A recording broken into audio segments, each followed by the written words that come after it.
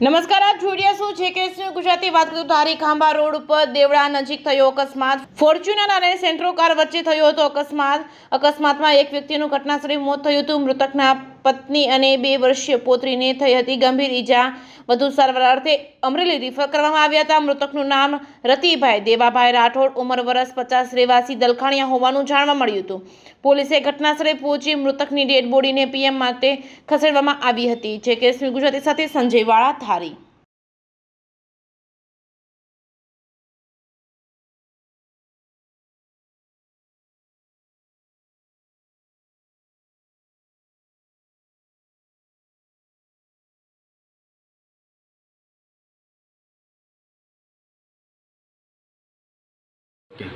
મારું નામ રાઠોડ મધુભાઈ કેલાભાઈ છે. મારું ગામ મીઠાપુર નક્કી છે.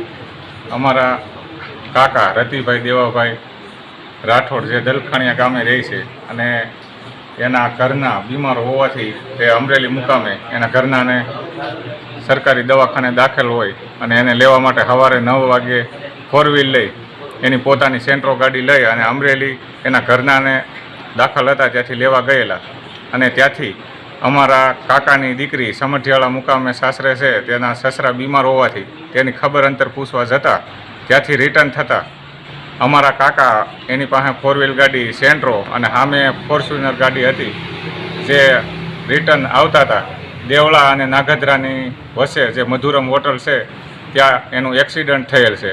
ત્યાંથી એક્સિડન્ટ થતાં પછી અમને સમાચાર મળતા અને અમારા કાકાને સિવિલ હોસ્પિટલ ધારી સરકારી દવાખાને લઈ આવેલ અને ત્યાં અમારા કાકાને મૃત જાહેર કરેલ છે અને અમારા કાકી અને તથા અમારા બેનની દીકરી એની સાથે હતી તેને અહીંયા ધારીથી અમરેલી રિફર કરેલ છે, જેની અત્યારે સારવાર ચાલી રહેલ છે અને અમારા કાકાની ડેડ બોડી અત્યારે પીએમ માટે અહીંયા સરકારી દવાખાને રાખેલ છે, જે ધારી સરકારી દવાખાને ધારી રાખેલ છે, જે અત્યારે અમે પીએમ થાય તેની રાહ જોઈ રહ્યા છીએ અને અમારા સમાજના આગેવાન લોકો તથા ઘણા બધા અહીંયા હાજર છે જે બધા આશ્વાસન આપે છે અને બધાને સાંત્વના આપે છે. પોલીસ ફરિયાદ થઈ છે અને પોલીસે અમારી ફરિયાદ લખી છે અને સાહેબ PI સાહેબ અને એ બધાએ અમારી મુલાકાત લીધેલ છે.